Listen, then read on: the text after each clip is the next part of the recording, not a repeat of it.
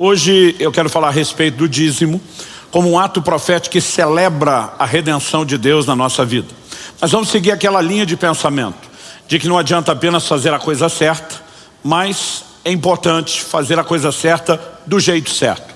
Mais do que apenas fazer o que alguém disse para nós que deveríamos fazer, quando nós entendemos não só que o mesmo Deus que nos mandou fazer nos dá bons motivos para executar, isso significa não que nós estamos colocando à prova o mandamento de Deus, vamos ver se é ou não é confiável, não. Mas nós entendemos que essas explicações, elas têm muito mais impacto na forma como fazemos do que apenas no fato de que os fazemos. Então, eu quero trazer, na verdade, não apenas um ensino e uma instrução bíblica sobre o dízimo. Inevitavelmente, nós vamos ter uma aula bíblica aqui sobre redenção, para poder apresentar o dízimo como um ato que celebra a redenção, Nós vamos entrelaçar muitas coisas e eu vou meio que montar uma espécie de um quebra-cabeça aqui com vocês. Antes de mais nada, eu gostaria que a gente começasse no livro de Hebreus, no capítulo 7.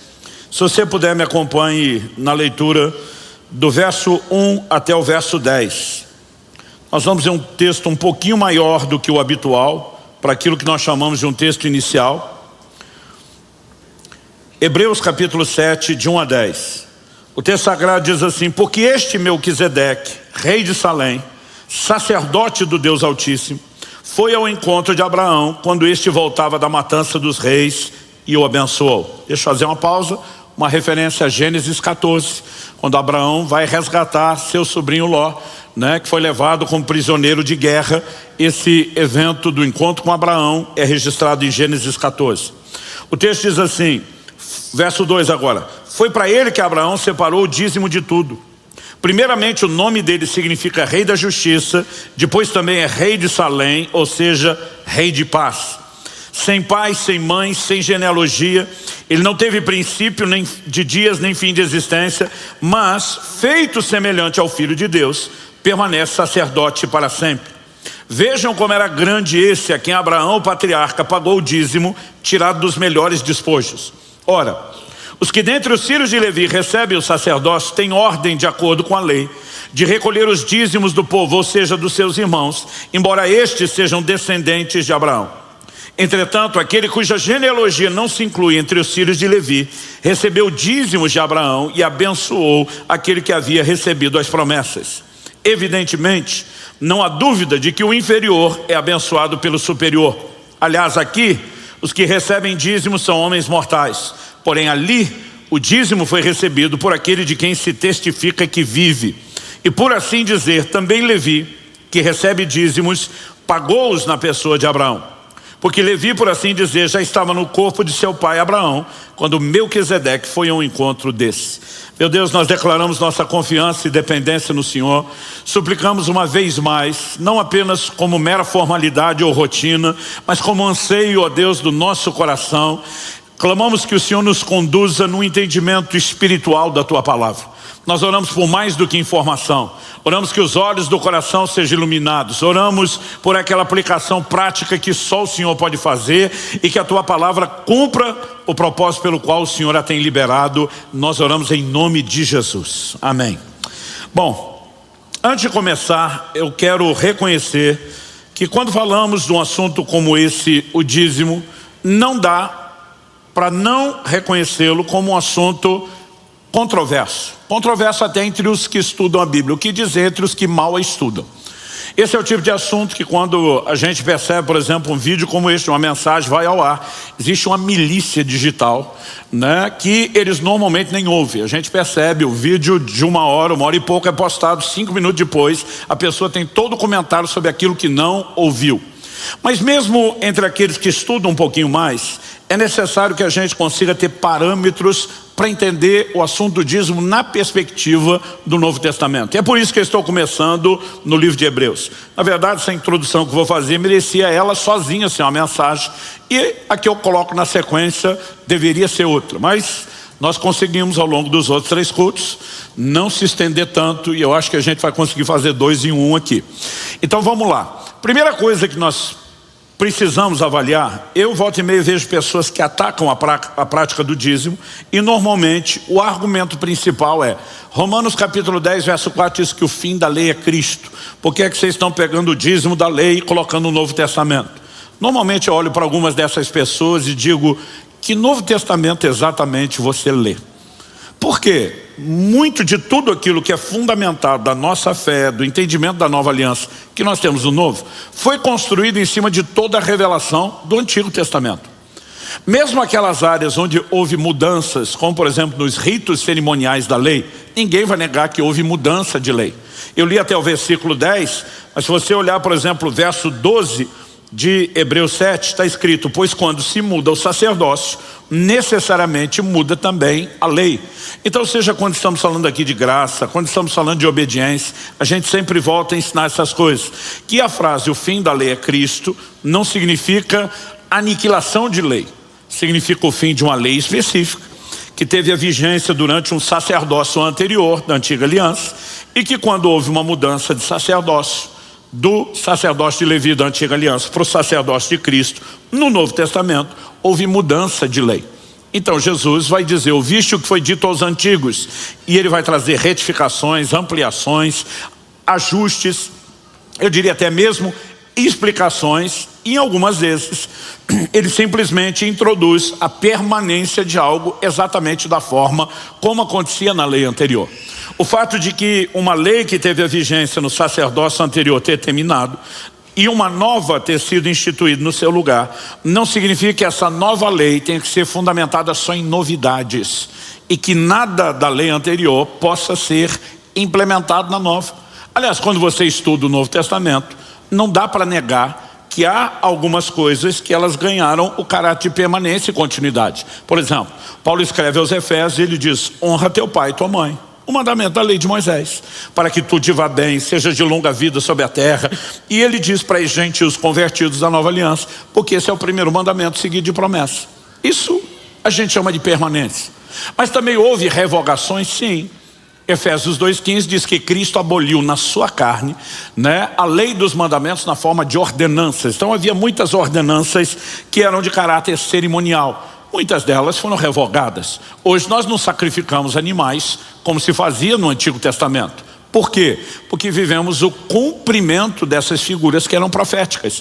Hebreus 10:1 diz que a lei não tinha imagem exata das coisas, tinha sombra de bens vindouros. Então naquilo que a lei em caráter profético anunciava para o futuro e as coisas se cumpriram, agora nós vivemos a materialização das sombras, o cumprimento da tipologia. Por exemplo, o Antigo Testamento determina que a oferta de incenso era um estatuto perpétuo. Estatuto perpétuo é algo irrevogável, que não terá fim. Mas quando chega o Novo Testamento, você não tem mais uma oferta de incenso literal. Mas você tem o livro de Apocalipse dizendo que o incenso são as orações dos santos. Ou seja, o que eles praticavam com o rito cerimonial de queimar incenso, eu e você hoje damos continuidade por meio das nossas orações. Então, você precisa ir olhando o quadro todo. E eu digo às pessoas que quem explica a Bíblia é a própria Bíblia. Ela não tem afirmações conflitantes. Mas normalmente quando você está diante de aparentes contradições, você tem um desafio de interpretação. E a própria Bíblia, ela precisa dar sentido ao seu conteúdo e ao seu texto. Quando Satanás fala para Jesus, pula do pináculo do templo, porque está escrito que Deus vai proteger. Jesus rebate na hora, também está escrito, não tentarás ao Senhor teu Deus. E quando ele diz também está escrito, ele está dizendo alto lá, Satanás. O resto da Bíblia não concorda com essa aplicação em particular que você está fazendo. Então é muito importante que as pessoas atentem para o todo. Infelizmente, muita gente quer discutir o assunto sem considerar o todo. O livro de Hebreus, uma carta escrita para falar da nova aliança, do Novo Testamento e de todas essas mudanças, pega o primeiro texto lá de Gênesis 14, que introduz o dízimo na Bíblia. Em cima dele ele transita para a lei de Moisés, que sacramentou o dízimo como uma expressão de todos e uma ordenança divina, para depois de tudo isso simplesmente nos apresentar uma figura de como o dízimo passa da antiga para a nova aliança. Onde está essa figura? O livro de Hebreus, toda a epístola, todos os capítulos, ela segue uma linha de pensamento básica primária. Qual é? Que o sacerdócio de Cristo é superior ao sacerdócio levítico da antiga aliança. Na verdade, a superioridade de Cristo ela é enfatizada em toda a epístola. No capítulo 1, Cristo é maior do que os anjos. Você chega, por exemplo, no capítulo 3, e você vai ver que Moisés foi fiel na casa de Deus como servo, Cristo como filho, e a ênfase é Jesus ser maior do que Moisés. Quando nós chegamos no capítulo 7, a ideia é mostrar o sacerdócio de Cristo, que mudou, como superior ao sacerdócio anterior que foi substituído. O finalzinho do capítulo 6, que é o verso 20, diz que Cristo foi feito sumo sacerdote, né? E o texto faz a seguinte afirmação: tendo se tornado sumo sacerdote para sempre, segundo a ordem de Melquisedeque. Essa é uma declaração do Salmo 110, verso 4, que é um salmo messiânico, apontava para o Cristo Messias. Ou seja, mostrava que o Messias seria um sacerdote, porém não da linhagem de Levi, a tribo sacerdotal. As promessas do Messias é de que ele viria da linhagem de Davi, ou seja, da tribo de Judá, tribo a qual nunca foi confiado o sacerdócio. Então, ele simplesmente apresenta essa afirmação bíblica de que Cristo seria sacerdote de acordo com uma outra ordem sacerdotal e não a de Levi. E a ideia apresentada pelo próprio texto bíblico é segundo a ordem de Melquisedeque. Então, o autor explica que Melquisedeque é feito semelhante ao Filho de Deus. Alguns tentam defender que ele é uma manifestação do próprio Jesus. Para mim, se você é o próprio Jesus, você é ele, não semelhante a ele. Se você é semelhante a ele, você não pode ser ele. Então, para mim, Melquisedeque é um tipo de Cristo. Mas mesmo para quem pensa diferente, a linha de pensamento, ela vai na mesma direção. Quando Abraão se curva diante de Melquisedeque, que figura Cristo, quando você lê Gênesis 14, não tem genealogia de Melquisedeque, não menciona dia de nascimento nem da morte, e a Bíblia pega isso como uma figura da pré-existência de Cristo, sem começo e nem fim de dias. Então ele é apresentado como uma figura de Cristo. O autor enfatiza, veja como ele era grande, porque o patriarca que tinha as promessas do plano de redenção, em ti serão benditas todas as famílias da terra, se curva diante dele para ser abençoado. E o texto está dizendo que o superior, o maior, abençoa o inferior, o menor. Está dizendo, então o cara era maior que o patriarca Abraão. Mas ele diz, não foi só Abraão que se curvou diante dele. Nos versos 9 e 10, ele diz que Levi, e ele usa a expressão por assim dizer, que estava no corpo, ou as traduções mais literais dizem, nos lombos de Abraão, entregou os dízimos a Melquisedeque. O que é que nós temos aqui? Quem é Levi em relação a Abraão? Levi é o bisneto de Abraão. Abraão, no momento que encontra Melquisedeque, sequer era pai. Isaac, o filho da promessa, nasceria anos depois. Depois que Isaac nasceu, aos 60 anos de idade, apenas, ele vai gerar os gêmeos, Esaú e Jacó. Quando Jacó crescesse e casasse, por sua vez, teria vários filhos homens, mas um deles seria Levi. Portanto, Levi, filho de Jacó, que é filho de Isaac, que é filho de Abraão, era bisneto de Abraão. É lógico, quando Abraão está pagando os dízimos, e a Bíblia diz que ele estava nos seus lombos, não está dizendo que ele está escondido em algum lugar do corpo. Está falando que aquele que viria da sua descendência, da sua linhagem, estava pagando os dízimos. Se você pegar a lógica, então Judá também estava, todo mundo estava. Por que uma ênfase sobre Levi? Porque o texto está pegando a tipologia e está apresentando qual ideia. Chegaria um momento onde a tribo a quem seria confiado o sacerdócio da lei se curvaria diante do novo sacerdote, dizendo, você é maior do que eu, e agora os dízimos que nos foram dados são teus. Exatamente isso que significa o versículo 8. Aliás, aqui os que recebem dízimos são homens mortais. Aqui onde? Na referência de Gênesis e da lei de Moisés. Ele diz, ali, lá em Gênesis 14, aquele de quem se testifica que vive. É uma figura de Cristo. E normalmente eu falo para as pessoas que querem atacar o dízimo no Novo Testamento. Eu digo, Hebreus pega a primeira menção de dízimo, a instituição do dízimo, e traz a figura do sacerdócio anterior se curvando e entregando os dízimos para o novo sacerdócio. Eu pergunto para eles, se isso não é a passagem dos dízimos da velha para a nova aliança, o que é? E a maioria emudece. Eles sequer tentam inventar uma explicação. Porque não há o que discutir diante de um texto como esse. Então assim, eu não tenho um pingo de dúvida de que o dízimo passa para a nova aliança. Como eu disse, nós temos vários critérios. Por exemplo, Jesus revogou algumas coisas com clareza. Você vai vê-lo no Sermão do Monte dizer, ouviste o que foi dito aos antigos, ame o seu próximo, odeie o inimigo. Odiar o inimigo não era uma permissão, era uma ordem, fácil de obedecer, mas era uma ordem. Ele diz, eu porém vos digo, mudança de lei, agora vocês amem os inimigos. Então ele revogou a ordem de odiar o inimigo. Ele diz, agora é para amar. Isso é revogação. Agora, a revogação, ela é clara. Não se estabelece revogação no silêncio ou supondo que há pouca informação. Então, primeira pergunta, Cristo ou os apóstolos, em algum momento falaram revogando o dízimo no Novo Testamento, como fizeram com vários assuntos? Nunca. Então pode descartar a revogação. Você tem coisas que passam da antiga para a nova aliança com uma ampliação. Jesus diz, ouviste o que foi dito aos antigos, não adulterarás. Ele diz, agora eu vou dizer uma coisa para vocês, qualquer que olhar para uma mulher com intenção impura no coração já adulterou. Ele está dizendo, a ordem de não adulterar não vai ser descartada, porque há determinados valores que eles simplesmente são transmitidos pela nova lei. Mas ele diz, isso aqui agora vem ampliado. Diferente de honrar pai e mãe, que só passou direto e tem a permanência. O dízimo, ele foi ampliado? Não. Ele é só permanência? Eu quero te mostrar que não. Ele é uma figura simbólica, como a que eu falei da oferta de incenso? Também não. O dízimo entra numa categoria que nós chamamos de ajuste. O que houve em termos de ajuste? Não houve ajuste da prática. Houve um ajuste, um alinhamento do propósito.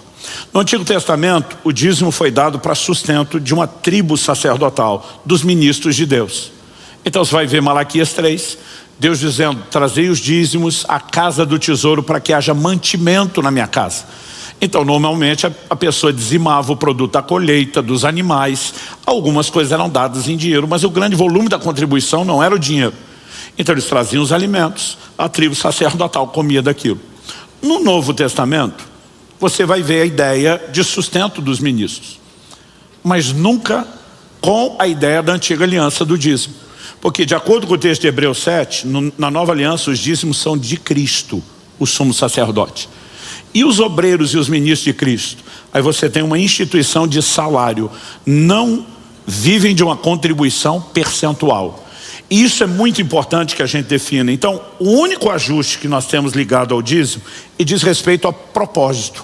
Ele não é dos sacerdotes, ele é do sacerdote. Embora a Bíblia vá defender que os sacerdotes que ministram do altar devem comer do altar, ser sustentado do altar, é evidente que o dízimo não é deles, como foi dado na antiga aliança. Então esse é o único ajuste. Não só Cristo não falou contra, como você vai perceber em Mateus 23, 23, Jesus falando para os fariseus, vocês dão o dízimo do endro, da hortelã, do cominho. Os fariseus eram parte da seita mais severa do judaísmo. Eles eram muito dedicados ao cumprimento da lei. E Jesus está dizendo que o cara dava dízimo da horta de casa.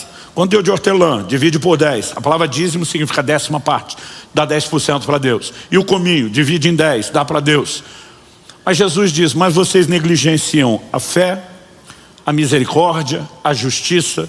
Aí você vai vê-lo dizendo, essas coisas dá o dízimo, vocês tinham que fazer, sem negar essas. Esse é o único momento que você não vê Jesus dizendo que os fariseus estão fazendo algo errado, ou que eles estão fazendo a coisa certa do jeito errado. Mateus 6, Jesus confronta eles por causa das suas esmolas, jejum, oração e jejum. Não é que essas coisas eram erradas, mas Jesus fala que eles estavam fazendo a coisa certa do jeito errado.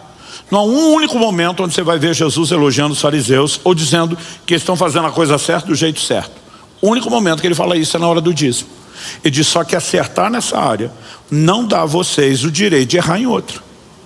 Quando Jesus diz, dai a César o que é de César e a Deus o que é de Deus, ele está dizendo assim como César tem uma fatia percentual dos seus ganhos, do seu orçamento, do seu rendimento, Deus também tem uma. Ou seja, assim como o imposto é proporcional aos ganhos, ele está dizendo que Deus tem uma fatia do seu ganho que também é proporcional ao nível do seu rendimento. A única coisa que cabe dentro dessa lógica aplicada por Jesus é o dízimo. Então não só não há revogação, como há textos que sustentam isso. E eu não tenho mais um pingo de dúvida sequer sobre esse assunto. O ponto é, o que a Bíblia ensina sobre, na perspectiva da nova aliança, sobre a prática do dízimo? Porque eu acredito que isso deveria nos nortear. Então eu quero apresentar para você uma relação que existe entre o dízimo e redenção. Por quê? Se você me acompanha em Malaquias, no capítulo 3, último livro do Antigo Testamento, Malaquias 3, a partir do verso 6, você vê Deus dizendo o seguinte, porque o Senhor não muda, por isso vocês, filhos de Jacó, não foram destruídos. Desde os dias dos seus pais, vocês se afastaram dos meus estatutos e não os guardaram. Voltem para mim e eu voltarei para vocês, diz o Senhor dos Exércitos. Voltar no quê? O texto termina, vocês perguntam, como havemos de voltar? Verso 8. Será que alguém pode roubar a Deus? Mas vocês estão me roubando e ainda perguntam, em que te roubamos? Nos dízimos e nas ofertas. Com maldição vocês são amaldiçoados, porque estão me roubando, vocês, a nação toda. Tragam todos os dízimos à casa do tesouro, para que haja mantimento na minha casa. Ponham-me à prova nisso, diz o Senhor dos Exércitos, se eu não lhes abrir as janelas do céu e não derramar sobre vocês bênção sem medida. Por causa de vocês repreenderei o devorador, para que não consuma os produtos da terra, e não deixarei que as suas videiras nos campos fiquem sem frutos, diz o Senhor dos Exércitos. Todas as nações dirão que vocês são felizes, porque vocês serão uma terra de delícias, diz o Senhor dos Exércitos. Esse é um texto que regulamenta o dízimo, obviamente dentro da antiga aliança.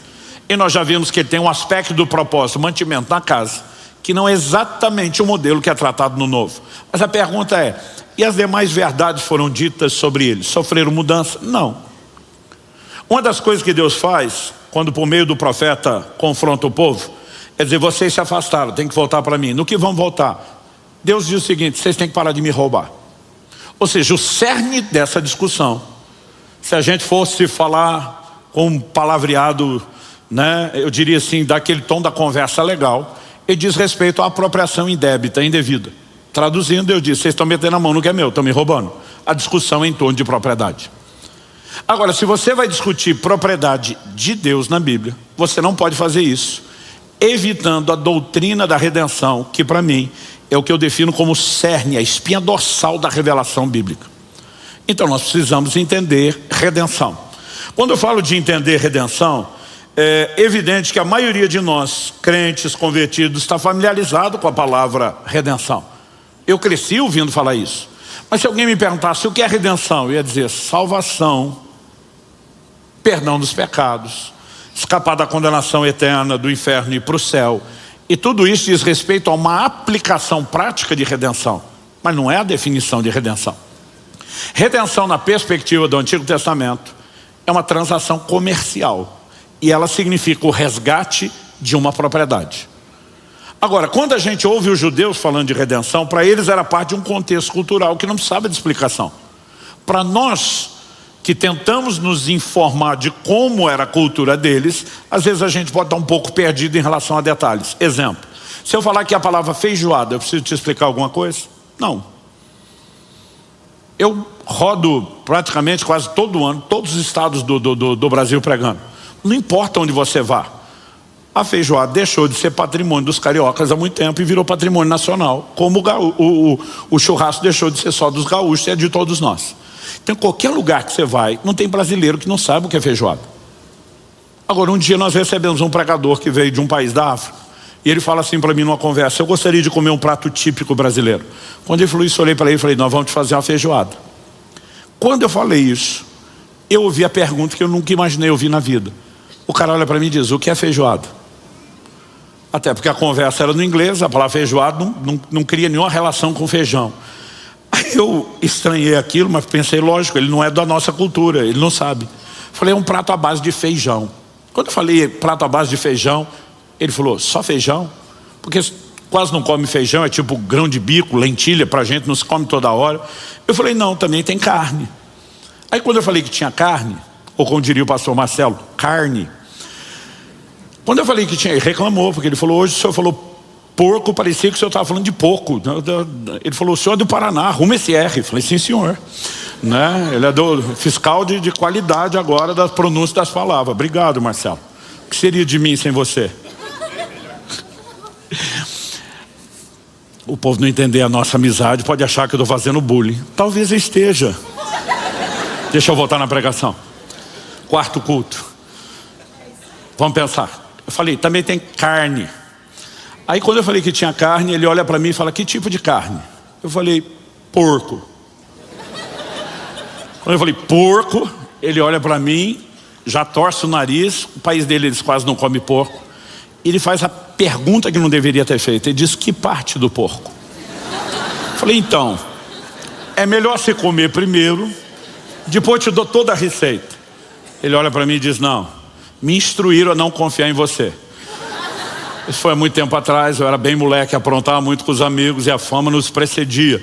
Aí eu falei, não, cara, você vai gostar, nós vamos fazer. Ele falou, eu não vou comer. Graças a Deus não mandei fazer só a feijoada, porque ele não tocou na feijoada. Ele olhava para mim e dizia, não como. E eu brinco que até hoje ele não sabe que ele perdeu o momento profético da visitação de Deus na vida dele. Ele não sabe a bênção que ele jogou fora. Mas aquilo me fez pensar. Falei, feijoada, entre nós do contexto cultural brasileiro, não precisa de explicação. Para o estrangeiro você explica e tem a sensação que não conseguiu explicar direito.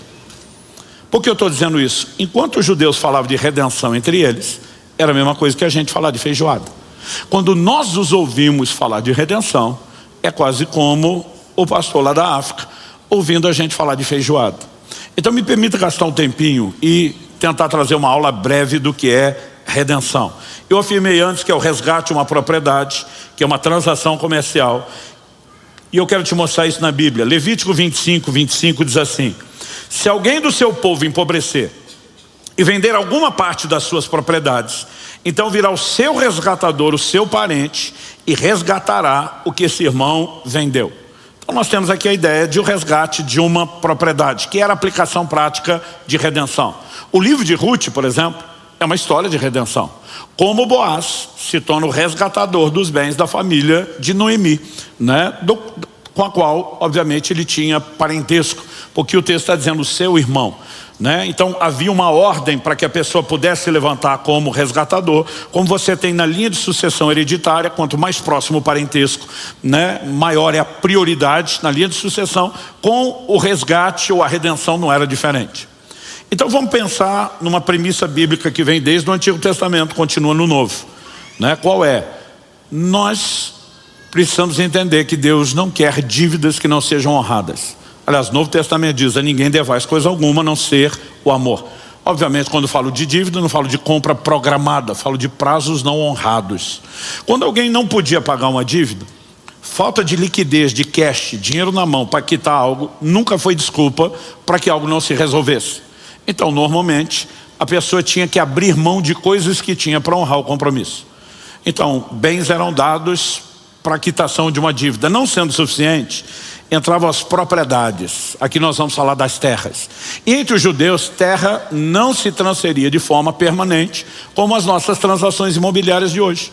Então, você fez uma escritura de um terreno, de um imóvel, está ali, como a gente chama, papel passado, não tem mais volta. Antigamente não. Por quê?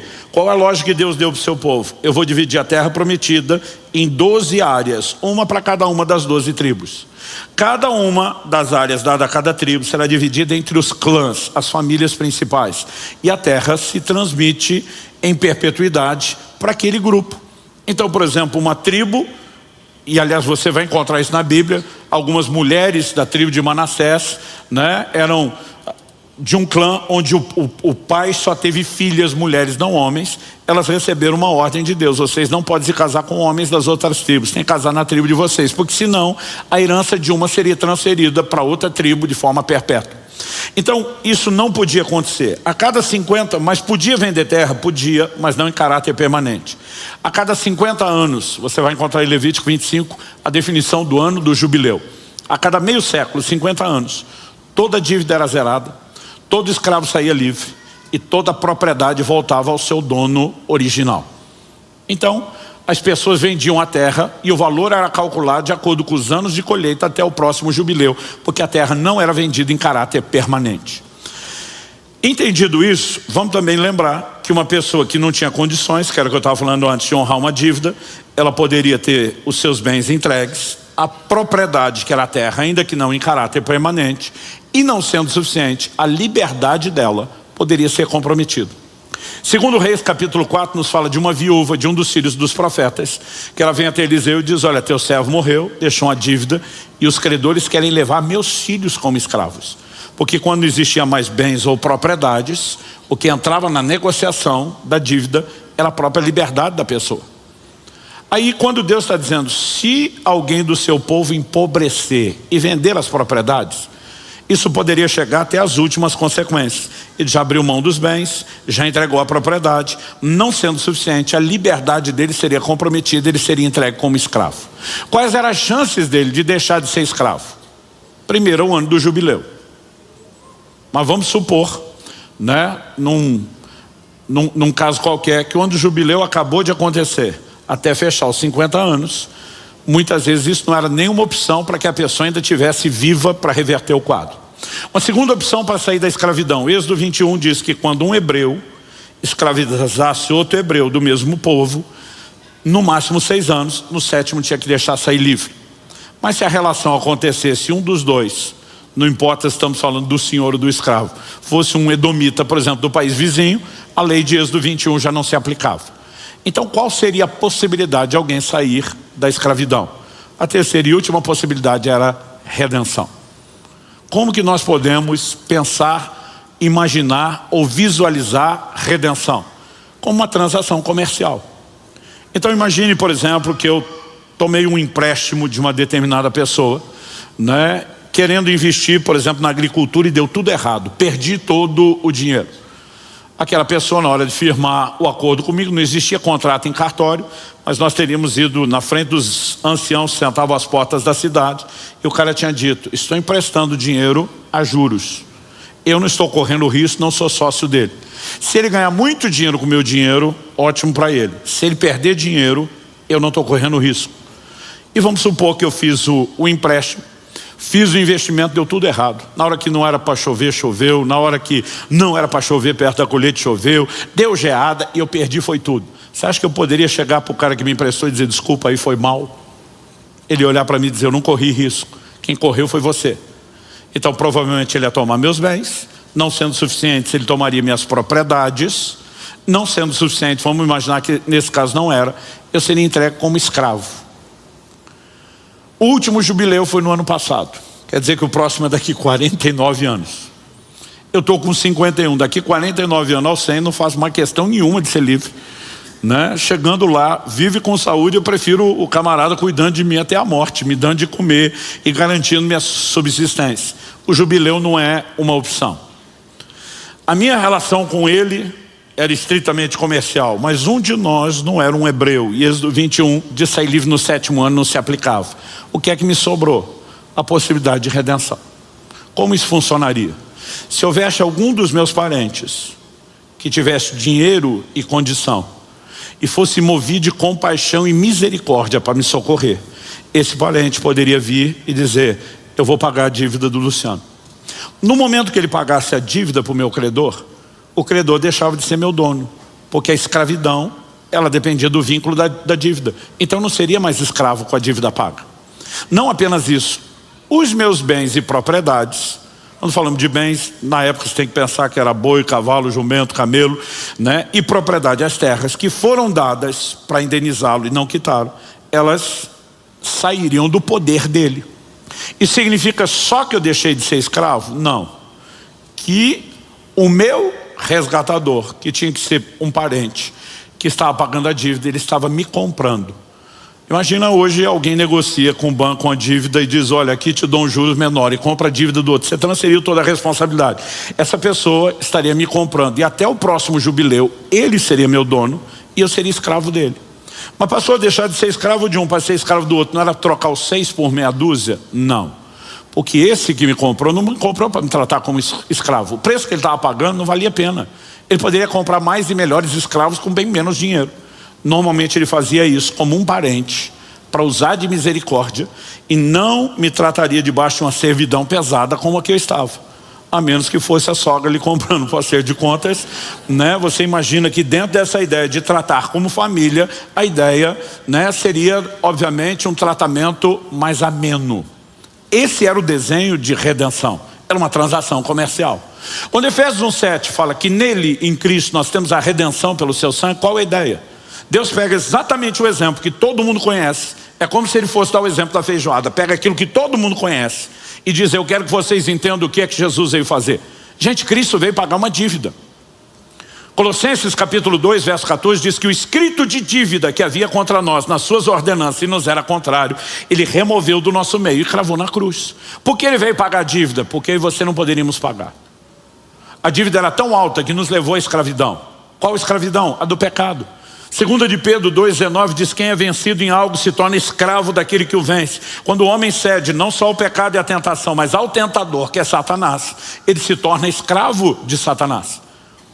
E o ponto é, algum de nós poderia sair dessa condição? Não. O Salmo 49 diz assim nos versos 7 e 8: ao irmão verdadeiramente ninguém o pode remir, nem dar por ele a Deus o seu resgate. O que é essa ideia de dar o resgate? O texto continua e diz: pois a redenção da alma deles é caríssima e cessaria a tentativa para sempre.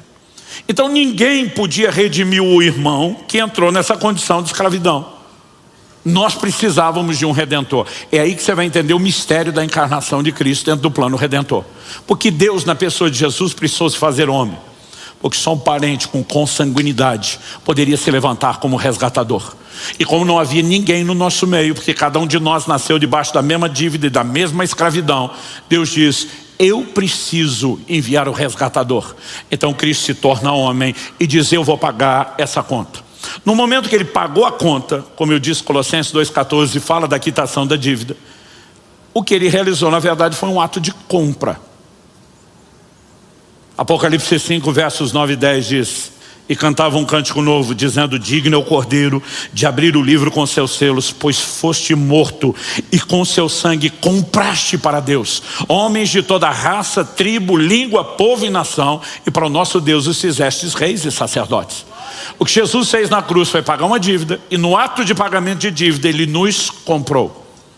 Isso significa o quê? Tem crente dizendo: eu era escravo, não sou mais. Digo: não, tu era escravo de Satanás, e de Satanás você não é mais escravo. Mas você não pode dizer que não é escravo, porque na verdade você foi comprado e agora você tem um novo dono. A diferença é que o novo dono não nos trata como escravos, e sim como família. Aí você vai entender Paulo escrevendo em Gálatas 4 e Romanos 8: não recebeste de novo o espírito de escravidão, para outra vez estardes com temor, mas recebeste o espírito de adoção, pelo qual clamamos: Abba, Pai. E a Bíblia diz: se somos filhos, somos herdeiros. Ou seja, ele não apenas ao nos comprar com tudo que nós tínhamos, disse: vocês vão poder usufruir do que perderam, e já era de vocês. Mas está dizendo: ainda vou dar mais, eu faço vocês meus herdeiros, para usufruírem aquilo que é meu. Mas o fato de que ele usou de bondade e misericórdia, e que ele não nos trata como escravos e sim como família, não muda o fato de que legalmente ele é nosso Senhor e nós somos seus escravos. Então você vai ver o mesmo Paulo que diz que nós não estamos com temor debaixo do espírito de escravidão, Paulo dizendo: eu, Paulo, servo. A palavra servo significa escravo de Cristo. Ou seja, o fato de que somos filhos. Eu vejo algumas pessoas dizendo: você é filho, não é escravo. Eu digo: não, você é tanto um quanto o outro. A diferença é que ele te trata como filho e quer que você tenha no mínimo uma consciência de gratidão, de que ele te comprou. E que mesmo não te tratando como escravo, ele tem o direito de ser seu senhor e de ser seu dono. Então, se você entende o que é redenção, você tem que entender a consequência. Qual a consequência ou o resultado? Deus é o nosso dono. Ele nos comprou, ele é dono por direito. Quem está entendendo, diga amém. Então você olha para 1 de Pedro, por exemplo, capítulo 2, verso 9: vós sois a nação santa, geração eleita, o sacerdócio real, o povo de propriedade exclusiva de Deus. Você é propriedade de Deus. Por que você é propriedade de Deus? Porque Deus te comprou. O apóstolo Paulo fala isso em 1 Coríntios 6. Vocês não sabem que o corpo de vocês é o santuário do Espírito Santo que está em vós, o qual vocês receberam da parte de Deus? E ele pergunta: e que não sois de vós mesmos? A Bíblia está dizendo que você não é de você mesmo, você não é seu dono, você não é dono do seu corpo, você não é dono nem do seu nariz. Sempre quis falar isso para alguém, não imaginei que ia falar pregando.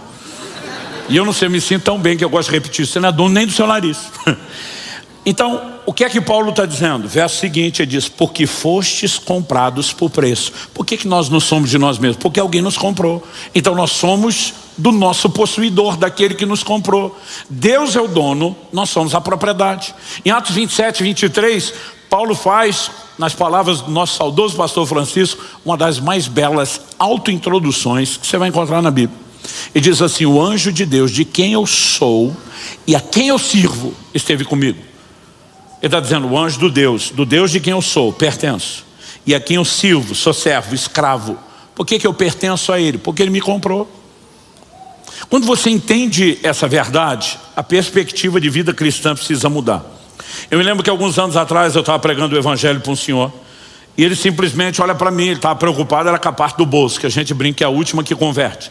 Ele falou: pastor, é verdade que se eu me converter, 10% de tudo que eu tenho e que eu ganho vai ter que ser de Deus, da igreja? Eu falei: não, não é verdade. Ele falou: pastor, não me minta. Eu falei: cara, não posso mentir, eu sou pastor. Ele falou: mas eu sei de fonte segura. Eu falei: quem é fonte segura? Ele falou: gente lá da sua igreja, que diz que vocês falam que 10% do que ganha vai ter que ser de Deus. Eu falei: ó, se você está falando que foi um dos nossos que falou, eu não vou chamar de mentira, eu vou dizer que é um mal entendido. Ele falou: certeza não tem isso? Eu falei: cara, certeza, diante de Deus, eu te garanto que não tem esse negócio de que 10% vai ser de Deus. Quando ele fez a cara de alívio, eu entrei com os dois pés no peito. Falei: 100% de tudo que você tem vai ganhar, vai ser de Deus. Porque Deus não comprou 10% das suas ações, meu querido. Ou a redenção faz dono de tudo, ou em teoria ele não é dono de nada. Então a primeira coisa que nós precisamos entender é redenção e o resultado. As pessoas ficam desconfortáveis, mas de vez em quando eu gosto de perguntar: quanto custa o reino de Deus? E eu gosto de usar a Bíblia para responder: custa tudo que você tem. Mateus capítulo 13, de 44 a 46. Em 3 versículos Jesus conta 2 parábolas. São só roupagens diferentes para falar a mesma verdade. Na primeira ele diz: o reino de Deus é semelhante a um homem que encontra um tesouro escondido no campo. Movido de alegria, ele vai e vende tudo o que tem para adquirir o campo. O campo representa o reino. Como que adquire? Vende tudo que tem. Na sequência Jesus fala: o reino de Deus é semelhante a um homem que encontra uma pérola de grande valor, de grande preço. E de novo ele vai dizer: vai, vende tudo que vem, o que tem, para adquirir a pérola. Quanto custa o reino de Deus? Tudo que você tem. Pastor, o senhor está querendo dizer que eu compro minha entrada no reino? Não, meu querido, você não compra nada, você foi comprado. Só que para reconhecer a legitimidade do ato de compra, você tem que desistir da ideia, da fantasia de que você é dono de alguma coisa. Porque a Bíblia está dizendo que você não é dono de nada, nem do seu corpo, de coisa nenhuma. Então como que entra-se no reino de Deus? Quando você reconhece que pelo direito de compra Jesus é o dono. Então você vai ver Paulo dizendo em Romanos 10: se no teu coração creres que Deus ressuscitou a Jesus dentre os mortos, e com a sua boca confessares a Jesus como Senhor. O que é a palavra Senhor? Do grego Kyrios. É uma palavra fraca na língua portuguesa. Fraca porque não expressa a força que tem no original. A gente usa na língua portuguesa o termo senhor para falar de um filho expressando respeito ao pai, sim senhor. Ou alguém na cadeia de comando militar, uma patente inferior respondendo para superior com continência, sim senhor. Mas nem de longe a gente consegue penetrar a ideia de que a palavra senhor era só um escravo que usava para o seu dono, para o seu amo, para o seu possuidor. A Bíblia está dizendo que eu e você temos que confessar Jesus dono das nossas vidas. Senão não tem salvação. Então você só entra no reino quando você reconhece a legitimidade dessa transação, dizendo: o Senhor é meu dono porque me comprou. E se você admite que tem dono e que você não é seu e nada é seu, você abriu mão de tudo que achava que podia ter para entrar no reino de Deus. Mas você não está comprando nada, você só está reconhecendo que você é que foi comprado. Quem está entendendo, diga amém. Então nós precisamos entender que a compreensão de redenção não vai ajustar só a área de contribuição na nossa vida. Todo o conceito de mordomia, de como cuidamos de tudo que temos, será afetado por isso. Agora, a próxima pergunta, depois de definir o que é redenção, falar do resultado que faz Deus nosso dono, é: como quem entende o que é ser comprado deveria agir? Qual seria o comportamento desse tipo de pessoa? E vamos dar um exemplo claro da Bíblia, que eu digo, é um exemplo na perspectiva mesmo cultural. Em Gênesis 47, se você puder, abra comigo lá. Eu quero ler a partir do verso 13. Enquanto você localiza Gênesis 47, 13, eu quero dar o pano de fundo. José, filho de Jacó, que foi para o Egito, interpreta o sonho do faraó, que sonha com 7 vacas gordas que eram consumidas por 7 vacas magras. Isso está lá no capítulo 40, né? A partir do 40 esses episódios estão registrados. O faraó também sonhou com 7 espigas boas que eram devoradas, engolidas por 7 espigas secas. E o José explica e fala: o sonho é um só. Virão 7 anos de prosperidade, muita prosperidade, como nunca se viu. Mas depois virão 7 anos de fome, de crise econômica, como nunca se viu. E a crise, os 7 anos de crise, a semana de crise, vai liquidar toda e qualquer resquício dos ganhos. E diz: a menos que o rei entenda que Deus não está só mostrando o que vai acontecer, Ele está dando uma revelação seguida de conselho. José olha para o faraó e diz: arrume um bom administrador. que trabalhe com provisionamento nos anos de prosperidade, para que você possa não só sobreviver na crise, mas consolidar o seu império. Ele falou, tudo que você precisa depois dessa informação é de um bom administrador. O faraó olha para José e diz, tu está contratado. Você é o cara que tem o entendimento, a compreensão, o discernimento de tudo isso. E aí José, filho de Jacó, está vivendo o cumprimento de todo o plano de Deus. 7 anos de prosperidade passaram e agora vem o tempo da fome. O texto diz assim, verso 13: não havia alimento em toda a terra, porque a fome era muito grande.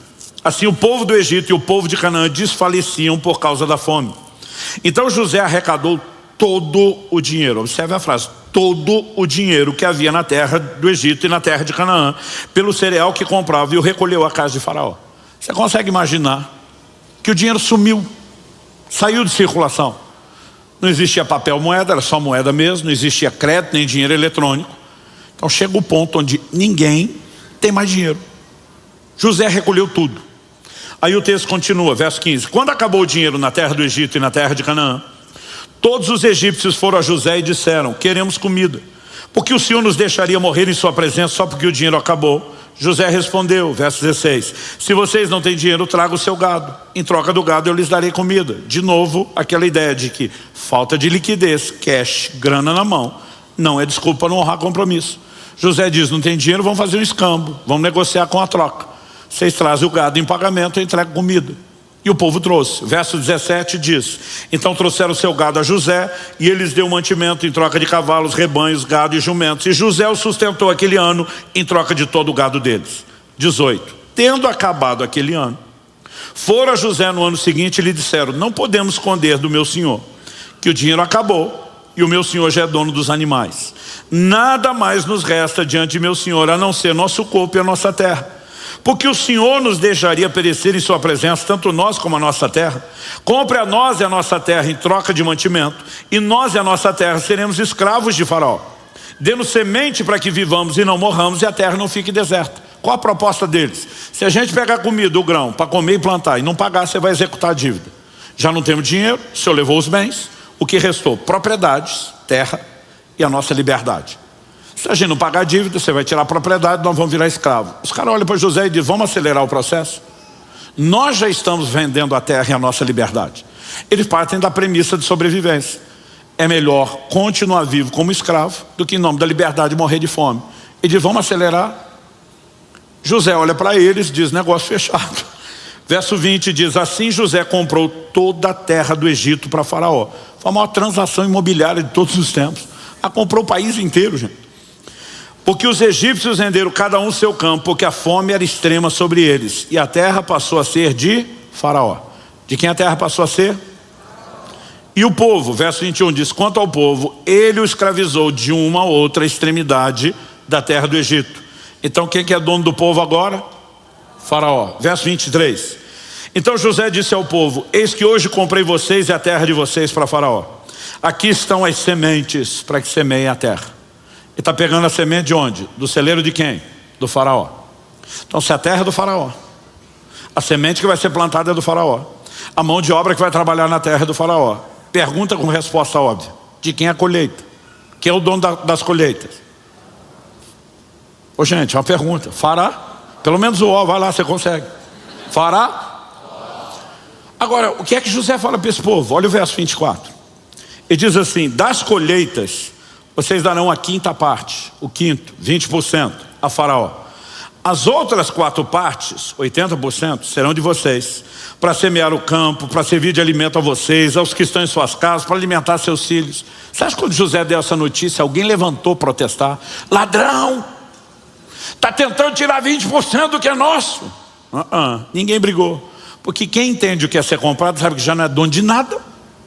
Aí os caras olham para o José, pera, o Faraó comprou a gente, a nossa terra é dono de tudo, salvou a gente da morte, impediu a gente de perecer, e agora ele está dizendo que ele só quer uma parte do que é dele de volta e a gente fica com o resto. E se você pensar bem, nos 7 anos de prosperidade, todo mundo já dava 1/5 como tributo. Então basicamente o Zé não está mudando nada. Os caras fizeram foi festa. Olha o verso 25. Eles disseram a José, o Senhor salvou a nossa vida, que possamos alcançar favor diante de meu Senhor e seremos escravos de Faraó. Eu brinco que na Bíblia, da linguagem de hoje, do pastor Luciano Subirá, minha própria, os caras falam assim para eles: desse jeito dá gosto de ser escravo. Os caras estão celebrando, você salvou a nossa vida e não vai tratar a gente como escravo? Basicamente José está dizendo: Faraó nunca quis oprimir, nem abusar, nem se aproveitar de vocês. Faraó tinha um plano para salvar todo o Egito. Faraó quer que vocês vivam como já viviam antes de serem escravos, porque não vai tratar vocês como escravos. Mas como todo favor que não se lembra que é favor acaba sendo visto como obrigação, só para manter a cabecinha de vocês no lugar e uma consciência de gratidão, vocês vão continuar devolvendo uma parte do que é do faraó. Para quê? Só para manutenção da corte, da casa, do palácio do faraó. Eu vou te dizer mais do que isso. Nós temos aqui uma figura interessante. O crente que reclama, estão tentando tirar 10% do que é meu, não entendeu o que é redenção. Porque se ele entender redenção, ele sabe que Deus é que deixa ele ficar com 90% do que é dele. Deus não está tentando tirar nada do que é seu. Porque na verdade, se você entendeu e viveu redenção, ele é o dono de tudo. A pergunta é, por que uma parte de tudo que é dele deve voltar para ele? E aí você precisamos entender que há um elemento importante aqui. Eu mencionei que todo favor que você não lembra que é favor virou obrigação. Isso me faz lembrar, quase 30 anos atrás, no início do meu ministério pastoral, quando a gente tinha um programa de ajuda social que hoje eu defino como equivocado. Na época a gente não queria controlar caso a caso, pessoa a pessoa, né? E parecer que a gente está tratando um de uma forma ou do outro, então instituímos um padrão. Quando qualquer desempregado da igreja ou próximo de alguém da igreja era incluído no nosso programa, a gente dizia: você tem 6 meses de cesta básica.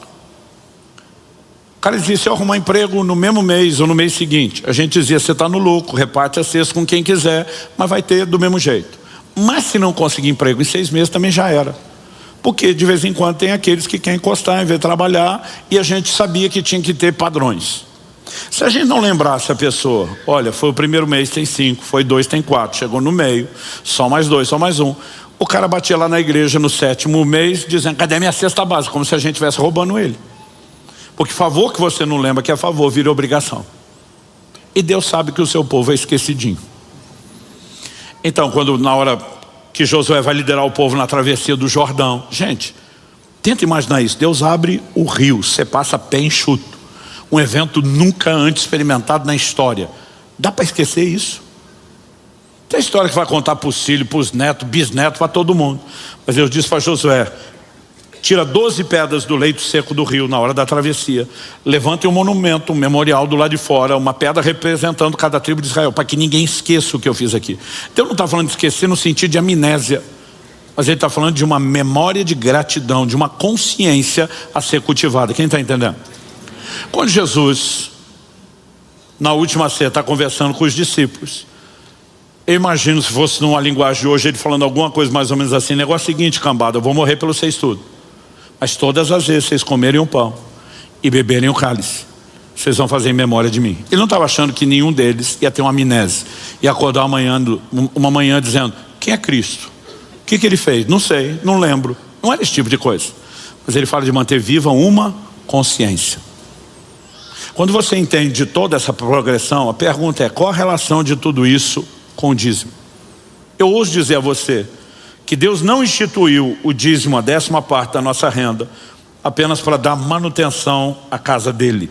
Eu cresci ouvindo isso dentro da igreja: os dízimos são para manutenção da casa de Deus. Na verdade, nós precisamos entender que eles têm a ver com uma consciência. Se José pediu a 5ª parte, 20%, por que é que Deus estabeleceu a 10ª parte, 10%?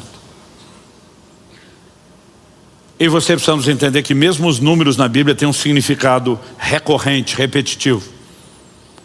E aí quem estuda dentro da tipologia, especificamente a questão dos números, normalmente você vai ver o seguinte comentário.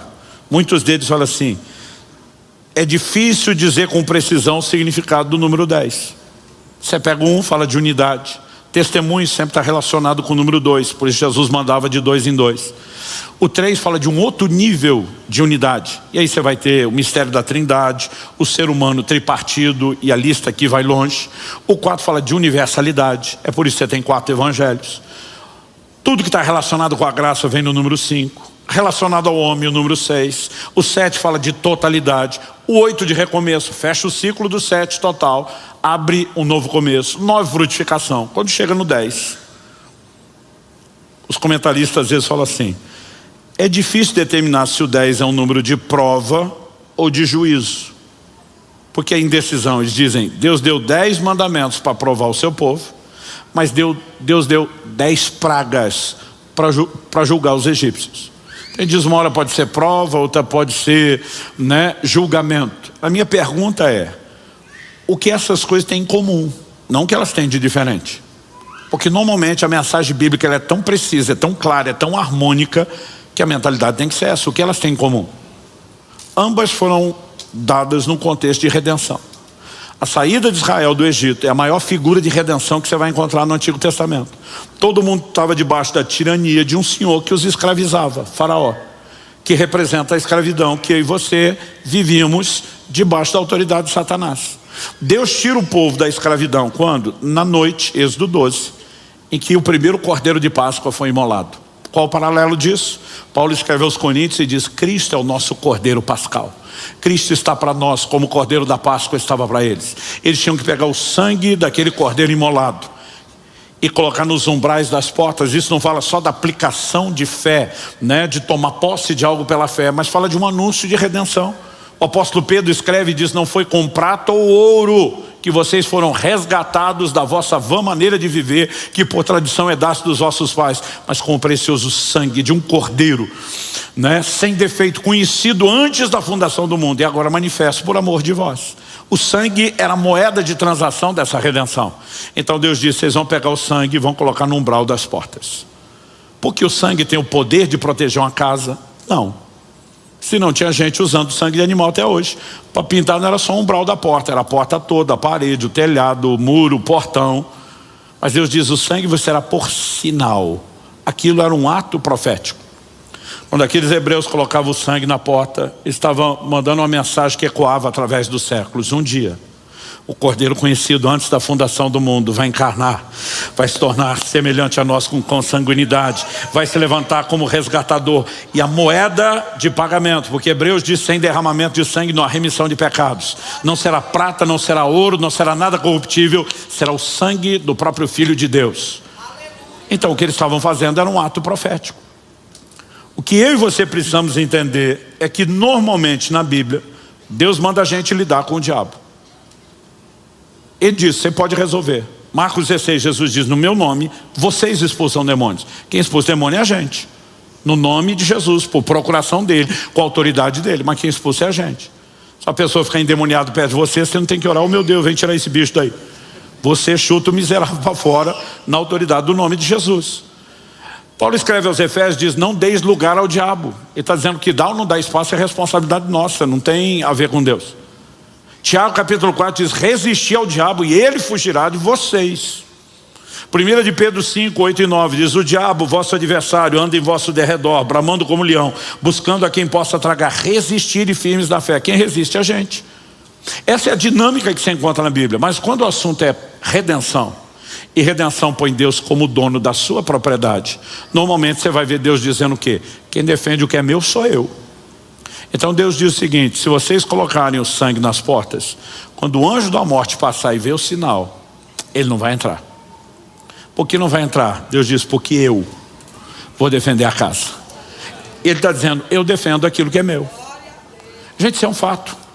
Anos atrás, eu já estava morando aqui em Curitiba na época, eu recebi a visita de um amigo que tem um dos testemunhos de conversão mais impressionantes que eu já ouvi. Ele foi bruxo, canceroso, mendigo, tudo que você imaginar. Jesus fez a limpa na vida desse cara. E ele está dando detalhes do lugar que ele viveu na magia. Eu conheci pouca gente que entrava tão a fundo nas trevas como esse cara entrou. Eu olhei para ele e falei, Carlão, como é que tu conseguiu sair de um lugar de tamanha cegueira e escravidão para o encontro com Cristo? Eu ainda lembro dele no sofá de casa, sorrindo e dizendo, o diabo deu um tiro no pé. Eu falei, como é que foi? Ele falou, Subirá, não queira saber as nojeiras que eu fazia, porque o diabo paga mal o seu servo. Mas numa determinada ocasião, vou mudar o linguajar dele, falar de uma forma que você entenda. Ele disse o seguinte, me foi pedido um trabalho específico dentro daquele nível de magia. Ele diz, eu tinha que fazer aquilo com um cadáver, um defunto humano, de 15 dias. Eu falei, 15 dias? Ele falou, Lázaro com 4 cheirava mal. Ele falou, você não imagina o que é um de 15. Eu falei, não imaginei o de 4, criatura. O que dizer o de 15? Ele falou, e nem queira saber a nojeira do que eu tinha que fazer com aquele corpo em decomposição. Ele diz, na gíria do ocultismo comprei um corpo. Tem informação de quando, no dia do trabalho, eu vou ter alguém com exatos 15 dias, onde está enterrado, garantir que a violação ao túmulo e ao cadáver vai ser mantida em sigilo. Então comprei o corpo. Chegou o dia do trabalho, violei a sepultura, cheguei no caixão.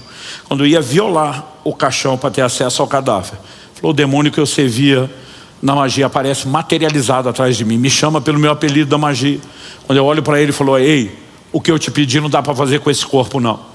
Esse meu amigo falou que bateu o pé, falou, eu comprei o corpo, é meu, vou fazer com esse. O bicho atrás dele falou, se você tocar nesse corpo, você morre. E ele levou um susto. Ele só perguntou por quê. E disse que o demônio com a cara feia sinaliza um gesto de cabeça para cima e diz, esse é do homem lá de cima. Ele falou, Luciano, eu fiquei perturbado com aquilo. Ele falou, o dia seguinte eu fui tentar descobrir quem que tinha sido enterrado ali. Descobri que era uma crente, esposa de um pastor. E fiquei pensando, depois de 15 dias, nesse nível de putrefação e decomposição, Deus ainda está protegendo o que é dele. O que dizer eu e você hoje vivo, nossa casa, nossa família, nossos bens. Porque Deus defende aquilo que é dele.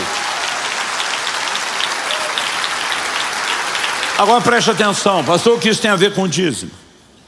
Deus disse, se vocês trouxerem os dízimos, Malaquias 3, eu vou repreender o devorador. Deus só diz, a briga é minha, porque a propriedade é minha, quando existe um reconhecimento disso.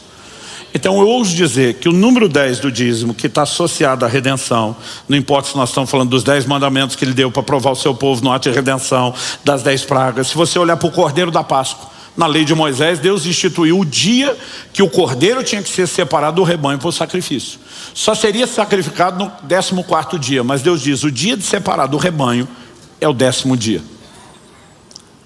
Era o dia 10 do mês de Abib, que para eles cai mais ou menos perto do nosso abril, mas para eles é como se fosse janeiro, o primeiro mês do ano. Deus diz, não é o 9, não é o 11, é o dia 10 que você separa o cordeiro que figura o Cristo, que é o nosso Redentor. Porque o 10 é o número de redenção. Então Deus pega uma cota, que simboliza o número de redenção, pede um comportamento que o leva a agir só como quando ele age com redenção. Isso me faz entender o quê? Quando Paulo diz que você não é dono do próprio corpo, e diz porque foste comprado, ele termina dizendo, glorifiquem portanto a Deus com o corpo de vocês. Glorificar a Deus com o corpo não é meramente a dança no louvor e adoração. O reconhecimento de que o corpo tem um dono. A consciência de mordomia, de gerência, de cuidar bem do que é de Deus, para honrá-lo pelo ato de compra, nos leva a glorificá-lo. Se isso vale com o corpo, vale com a forma como você cuida da sua casa, vale a respeito da maneira como você cuida dos bens, quando nós temos a consciência de que ele é o dono. Quando você junta todas essas coisas, eu ouso dizer que o dízimo, ele tem algo parecido com a ceia do Senhor. Qual o propósito de comermos o pão e bebemos o cálice? Recordar a redenção, manter viva a consciência da redenção. Qual foi a primeira vez que o dízimo aparece na Bíblia? No texto citado em Hebreus, Gênesis 14. Que vai ser usado como uma figura da passagem dele para a nova aliança. Melquisedeque é a figura de Cristo. Vem ao encontro de Abraão trazendo o quê? Pão e vinho. É a primeira vez que você tem a menção do dízimo, é a primeira vez que você tem os elementos da ceia. Porque ambos servem ao mesmo propósito, manter e preservar uma consciência de gratidão pela redenção. Enquanto meus filhos cresciam, eram pequenos, quando chegava o dia de entregar o dízimo, normalmente fazíamos isso no primeiro domingo do mês, que era o domingo da ceia. Aliás, muita gente perguntou, pastor, porque ao longo dos anos a gente ceava, né, junto com o momento da entrega dos dízimos. Depois, pelo volume, quantidade de pessoas, a gente teve que reformular. Mas quem está aqui há mais tempo lembra que a gente fazia as duas coisas ao mesmo tempo. E a gente dizia, porque as duas figuras se mesclam em relação ao seu significado. Então quando chegava o dia, normalmente eu dobrava os meus joelhos junto com os meus filhos, toda a família reunida, segurando o mesmo envelope.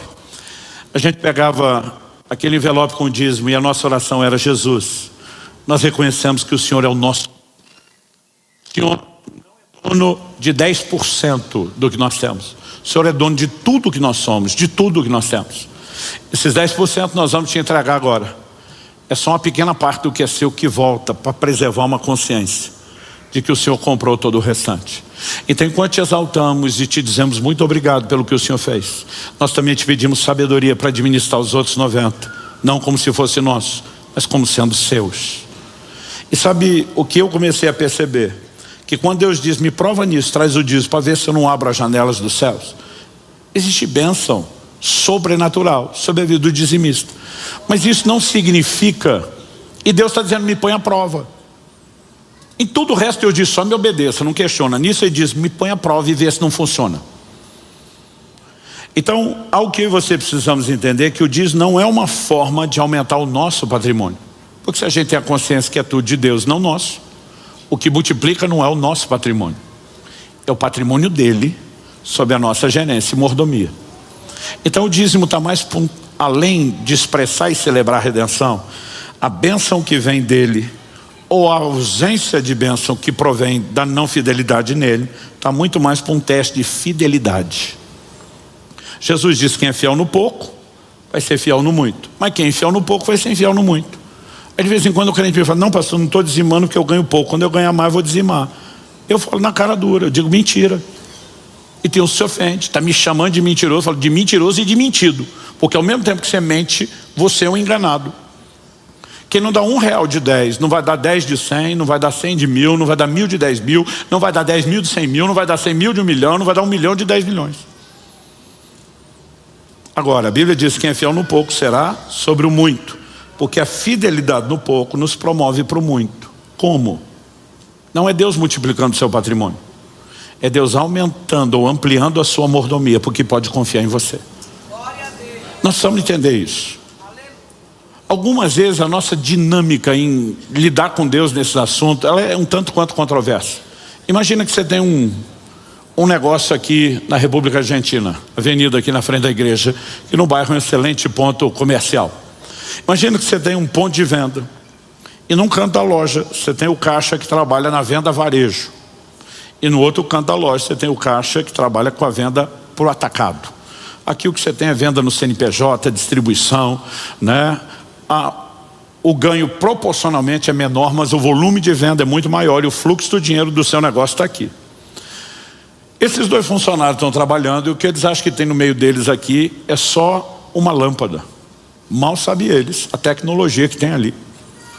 Você colocou uma lâmpada, que também é uma filmadora, que cobre 360 graus de ângulo, tem infravermelho, filma no escuro. Outro dia alguém falou, pastor, onde é que eu compro a lâmpada?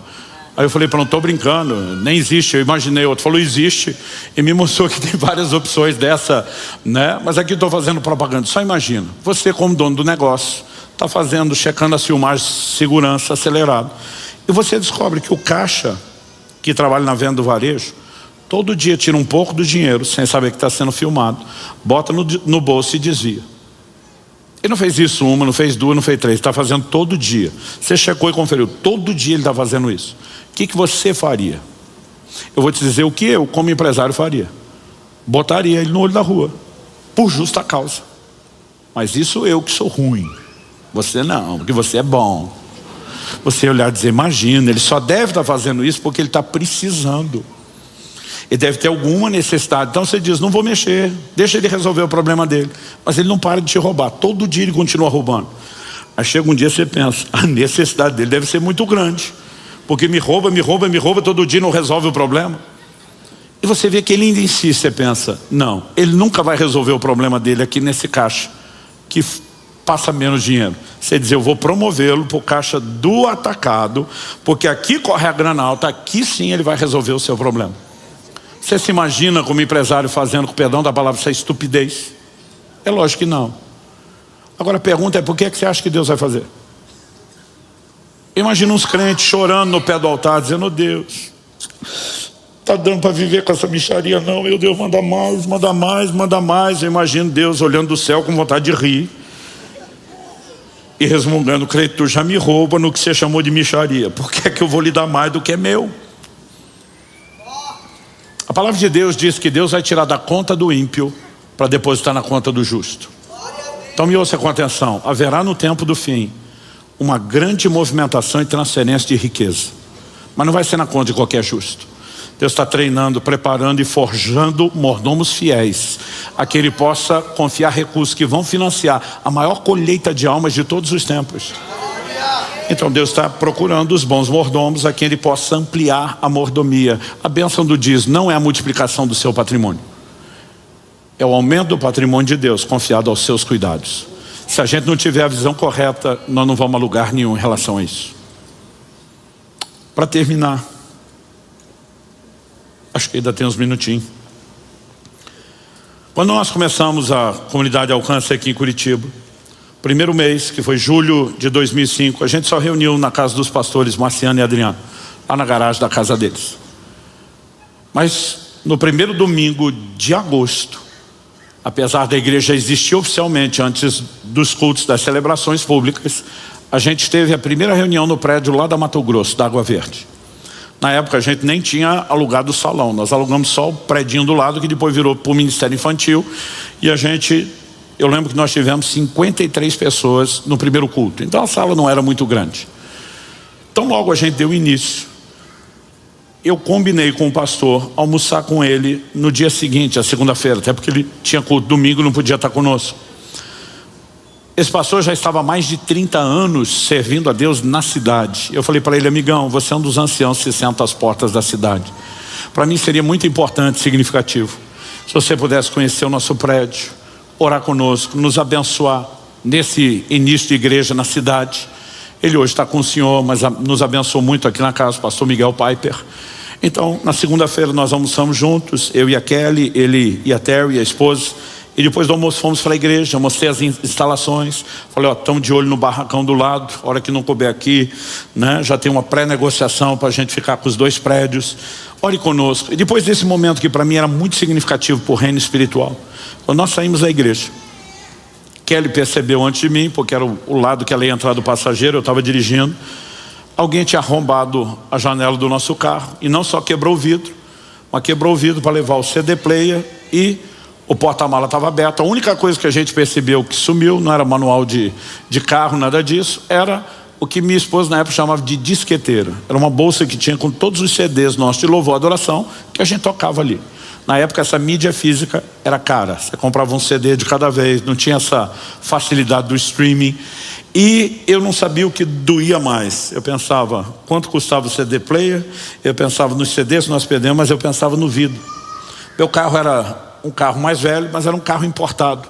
Eu pensava: não vai ter vídeo de reposição, eu vou ter que achar isso em ferro velho, vai dar trabalho, vai custar dinheiro. E a primeira coisa que me deu foi o desgosto de olhar e imaginar toda aquela cena. Mas de repente, no meio daquele desgosto inicial, eu lembrei, falei: peraí, nada disso é meu, é tudo de Deus. E a hora que eu lembrei, eu olhei para cima e falei para Deus em voz alta: você ouviu o que fizeram com o seu carro? Falei para ele: eu não sei o que é que o senhor vai fazer a respeito, porque o senhor é o dono, é o senhor, é você que decide. Mas se fosse eu, ia para cima dos miseráveis, acabava com a raça deles. Mudei a estação de rádio, joguei para outra sintonia, falei: diabo, se você não estiver me ouvindo, algum demônio fofoqueiro vai te levar a mensagem. Eu falei: eu quase joguei o seu jogo, eu estava começando a me entristecer e me desgostar com isso, porque por um instante você quase me levou a acreditar que esse carro era meu, mas não é. Eu sei que não é, você sabe que não é. E você sabe quem é o dono. Você sabe com quem que você se meteu. Na boa, eu acho que tu tá lascado. Eu não sei o que o dono vai fazer, porque é ele que decide. Se fosse eu, ia para cima de tu, miserável. Eu acho que ele vai. Se tem alguém aqui que vai ficar no prejuízo, não sou eu, é você. Eu falei para ele: vou aguardar ansiosamente os próximos dias para rir na sua cara, miserável. Fomos dali, passamos direto na escola, pegar os filhos na escola. Israel ainda um toquinho de gente. Quando ele perguntou: o que é esses vidros no chão, né? E quando a gente contou o que aconteceu, a primeira pergunta dele: pai, nós fizemos alguma coisa errada? Eu falei: filho, nós não fizemos nada de errado, e nós vamos fazer festa daqui uns dias.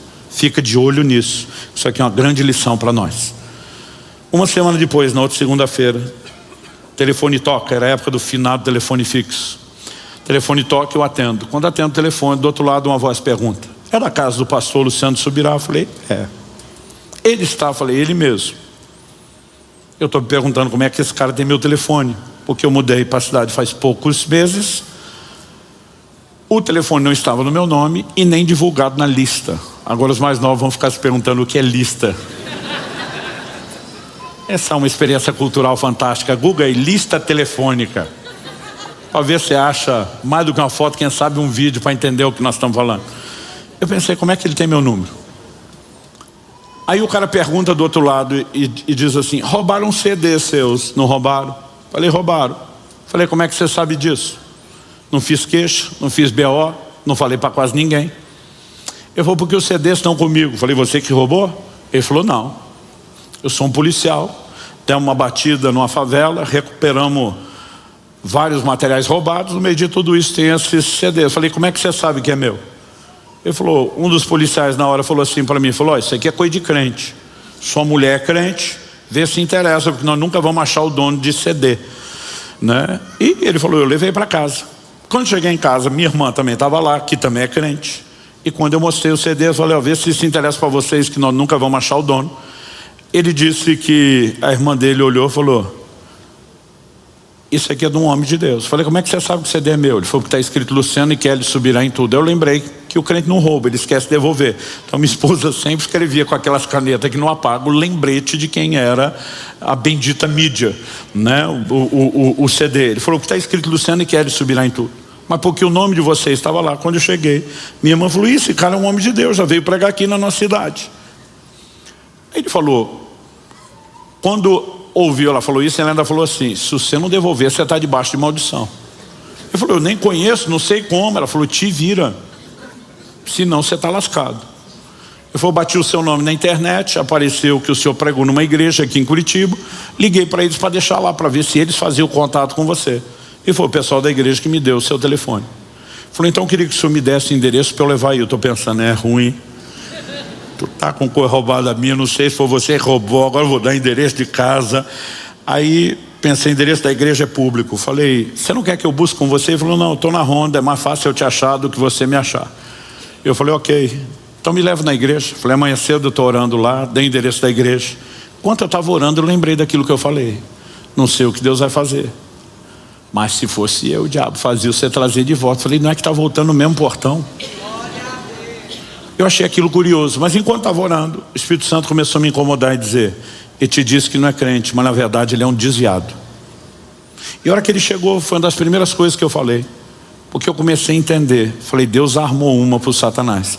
Enquanto ele achou que ia roubar um CD play, alguns CDs de um servo de Deus, Deus iria usar essa situação para não roubar algumas almas que estavam no controle dele. Então eu estou orando por ele. Quando ele chega, eu falei, olha, você me disse que não é crente, que sua mulher que é, mas na verdade tu é um desviado, não é? Ele falou, como é que o senhor sabe disso? Eu falei, Deus me disse. Ele falou, eu sou. Eu falei, por que você se quer se identificar? Ele falou, pastor, eu estou tão desviado que eu sou pior do que o não crente. Então eu prefiro dizer que eu não sou. Na hora que ele falou isso, simplesmente aquele negócio saiu da minha boca, não deu tempo de eu segurar e pegar.